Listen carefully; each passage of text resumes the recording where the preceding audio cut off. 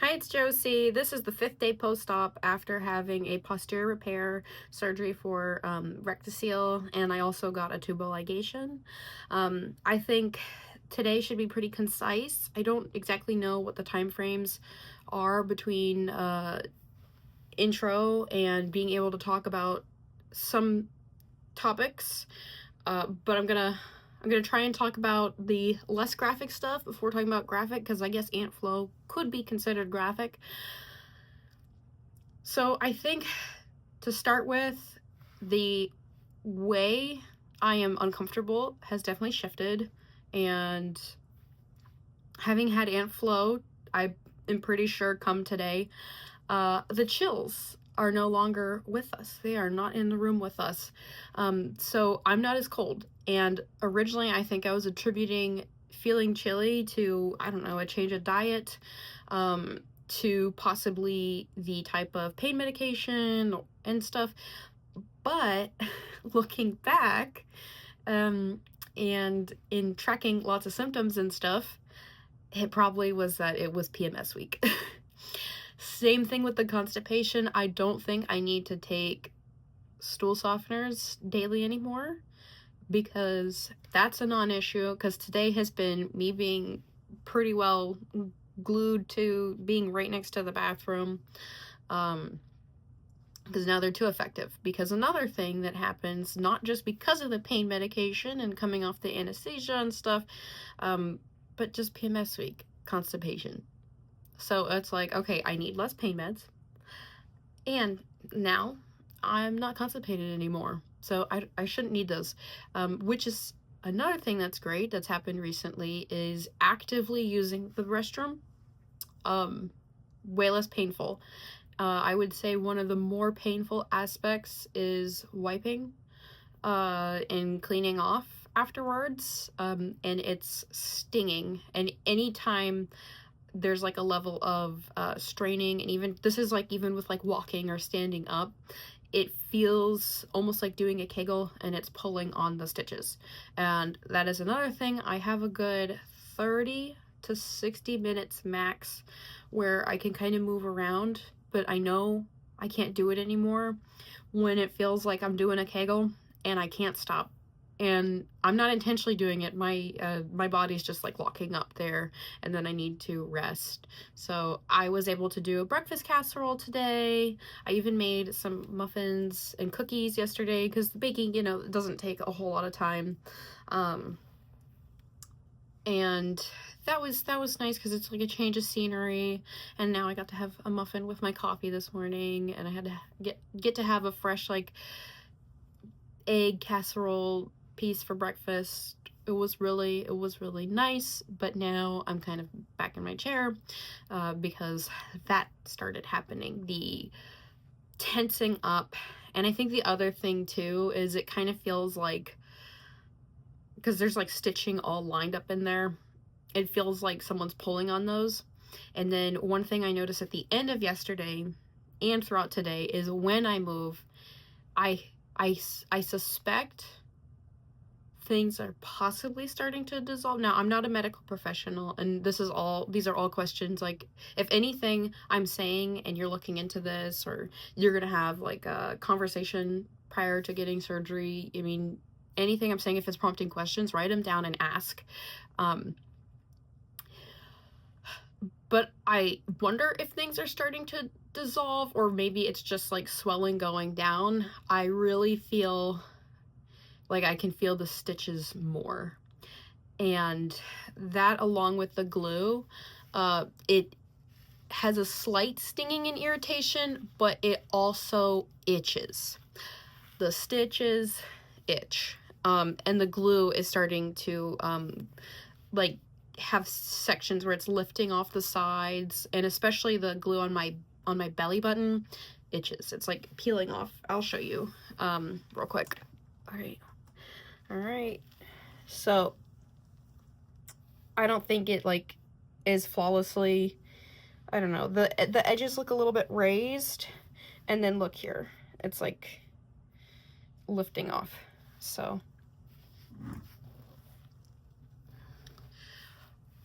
but yeah, One thing I think was a good question to ask my physician before undergoing surgery is because I track my cycle, like when I'm ovulating and around the time I can start to expect Aunt Flo, is when they tell you what kind of things to look out for post-op to make sure you're healing okay. One of them is like bleeding. And so I was like, well, okay, if an increase in that is a bad sign, or a worrisome sign, what if you get your cycle, your monthly?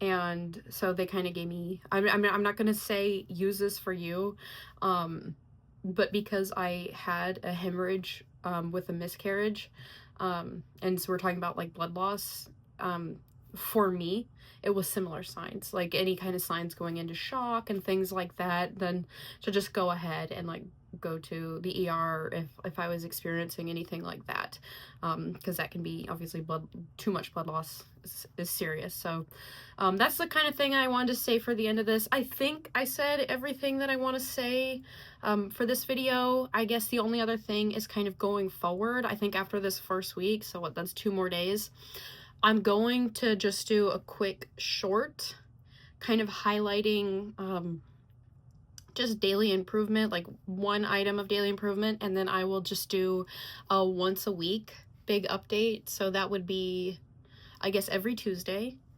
until I can really start doing more interesting things and doing a level of weight training again. So I'm excited. I'm really looking forward to being recovered.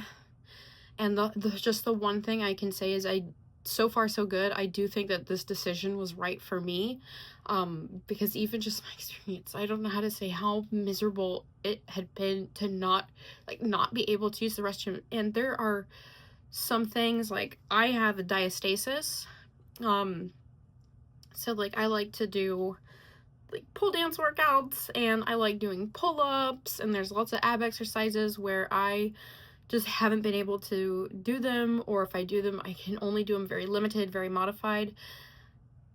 That does not affect my life to the extent that using the bathroom does, and it was pretty miserable to not be able to use the bathroom. So I just know, even though there was pain for a little bit there in the beginning using it, and there's obviously still pain in recovering, that for me personally, the way that it's already starting to get better,